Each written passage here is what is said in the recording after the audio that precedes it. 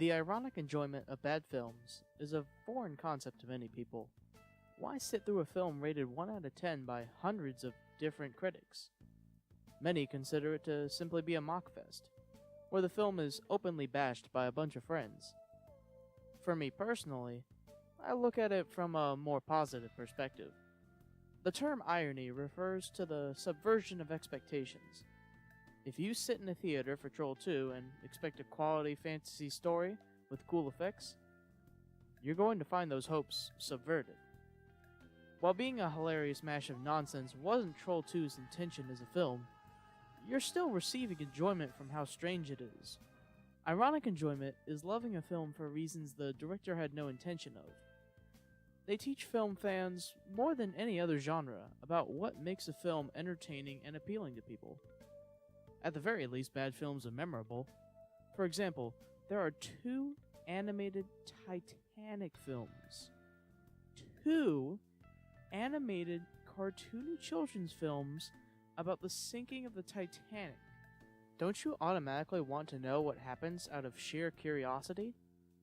The worst crime for entertainment is mediocrity. The film takes your money and repays you little to nothing back in entertainment value. The example I always reference in regard to mediocrity is RoboCop from 2014. Not saying that reboots are bad, but this one in particular did so little to stand out that it's well forgotten within the span of a few years. Compare this to the original RoboCop. It's a classic that many people consider a required film to watch, despite being over 30 years old now. The budget and effects of a film don't determine success. Rather, it is the balance of business and creativity that make films to entertain generations. It doesn't matter if the film is really good or really bad. That film will still be caught in the public eye. Any press is good press. After a heated mental debate, I've decided the finest dumpster fire I've come across is The Christmas Tree. Food Fight was a close second, with a longer runtime and a more bizarre origin story, but I'll save that for another time. The Christmas Tree is an animated feature Christmas TV special from 1991. It premiered on the USA Network that year on December 14th, was played once, and then never put on television ever again. Once. It got a VHS release in 1991 and later a DVD release in 2003.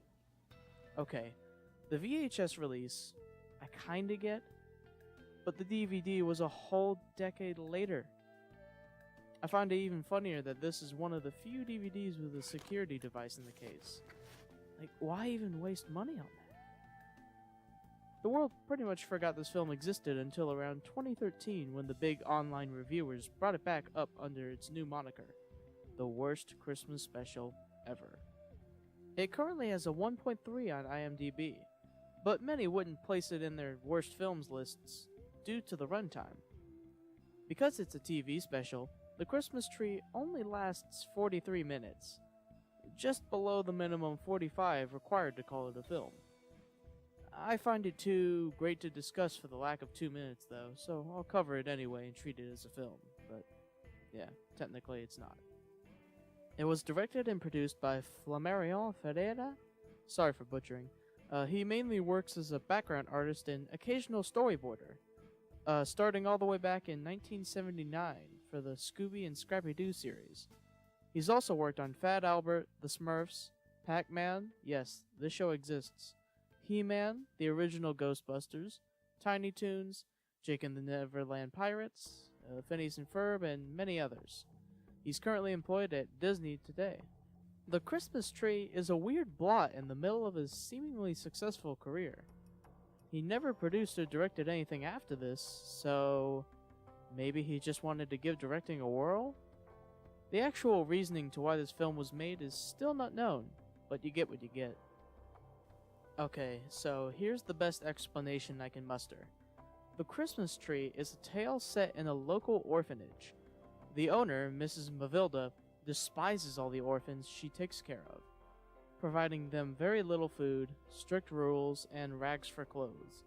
The orphanage receives weekly donations by the town mayor. To keep the mayor from discovering her mistreatment of the kids, Mavilda puts nice clothes on the two kids she presents to him. He sees she's doing a nice job and gives her the donations. Mrs. Mavilda then decides to gamble all the children's money away at games of cards with her friends. Then Mavilda gets a new sweet and Disney-esque assistant, and she tells the children about the joy of Christmas and all that. This gives the children hope, along with the one tree outside the orphanage that they consider magical for some reason. After seeing the kids in good spirits, Mavilda plots to frame the new assistant and get her arrested. After hearing this plot, a couple of the children go out into the winter cold and search for Santa to save the orphanage. Okay, I'm gonna go ahead and hit spoiler territory here. If you don't want to be spoiled for the Christmas tree. Okay, their trip to Santa fails miserably, and they come back, but one fell off a cliff, so she may or may not be dead. Mavilda tries to chop down the tree, gets literally struck by lightning, and then Santa just swoops in, fixes everything, drops off the kid who isn't dead, and then he bails. The narrator candidly notes how Mavilda is good now or whatever, and then it ends. I probably mentioned about a third of the story there, and it still felt overblown. The writer for this has no other credits, and this may explain why. The plot has Christmas elements, but the story is so jumbled and terribly paced. It's one of those things where if you think about it longer, it unravels even further. Going back to the orphanage, Mavilda hates them all for no reason, and to an absurd degree, she's willing to fire her assistant, who was doing all the chores on time and doing extra things for the children in her own free time, but she's willing to frame her and send her to prison just because she made the kids happier. She's not sucking up your gambling money, so what are you even doing? Whatever. The children love the tree and call it Mrs. Hopewell, despite the tree literally doing nothing for them. It just stands outside the orphanage the whole movie. The high points of this screenplay are definitely the dialogue moments. There is such an inhuman quality about it. When Mrs. Mavilda bets the donation money, she actually says, "Here goes the children's money again!" These awkward bits of dialogue beautifully meld with the voice acting. All the adult voice actors either sound stilted or detached. The assistant's husband in particular sounds monotone throughout the entire thing. Take good care of yourself and the children, Judy. I will be back before Christmas. Mavilda's voice actress is the only one that sounds kind of into the role, but the audio is so bad that you can actually hear when the microphone couldn't handle her delivery. Oh, you're fired! I don't want to see your face. The child actors are by far the lowest quality. There aren't any well-known actors in this film to my knowledge, but I wouldn't be surprised if all the child voices were just children of the staff. Many slur their words around, making them hard to understand. Says Santa will bring you one for him at Christmas. The animation is dried thin. Plenty of scenes just feature shot reverse shots of characters talking. But instead of just lip movement, the entire face or body cell shakes with the lip movement. So sometimes they'll just entirely wiggle a bit when they're talking. Christmas, well, let me tell you about it. Some characters go entirely off model for just a few shots out of nowhere. Cutting her down for firewood! Movement is very selective and restrictive, being used extensively in only a few scenes. There are many delicious flavors of animation mistakes to choose from. Even if the animation and voice acting were good, the whiplash editing will ruin it anyway. Some lines get cut off, some cuts are weird and jarring, and other times the shot lasts way too long. See? Mavilda! That's right, Mavilda. Now you're cooking with gas. Now, In short, pretty much everything about this movie is broken. For most bad films out there, an intention and effort is made to explain why it was made in the first place. Most of the time, it's selling off-brand recognition, like Food Fight and the Garbage Pail Kids movie.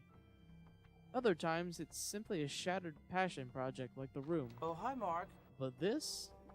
The only decent reason could be the value of Christmas specials? You know, something that could be played every year to pay the budget back over time. If they wanted to do that, they should have actually had a good idea on paper first. Despite this, the fractured feel of it is fantastic. You will be gobsmacked by the absurdity of some of its lines, freak out over that one character who just froze for 10 seconds, and many other entertaining errors. While there are plenty of bad movies tucked away behind paywalls, today's your lucky day. The TV special in its entirety is currently uploaded on YouTube. Unlike full-length movies, the 43-minute length isn't as time-crunching, so it could be a fun experience. There are plenty of bad movie legends I haven't seen yet, and I'm still fresh when it comes to the topic, but The Christmas Tree gives you plenty of bang for your buck. The Christmas Tree reigns as champion with a negative 8 out of 10. I suppose I haven't explained the negative symbols yet. I like to follow the Jellopocalypse rating scale. This scale puts films in a U shape. As previously mentioned, a film can be entertaining on either an intended or unintended scale. The more entertaining, the farther it strays from the middle. 0 is the ultimate negative rating in this scenario, where nothing can be salvaged or gained through the viewing of the film. Alright, 2 down, 1 to go. This ain't gonna end well. Tune in next time to witness the true black hole of joy. That is a 0-rated film. Look, Santa's leaving. Peace be with you all.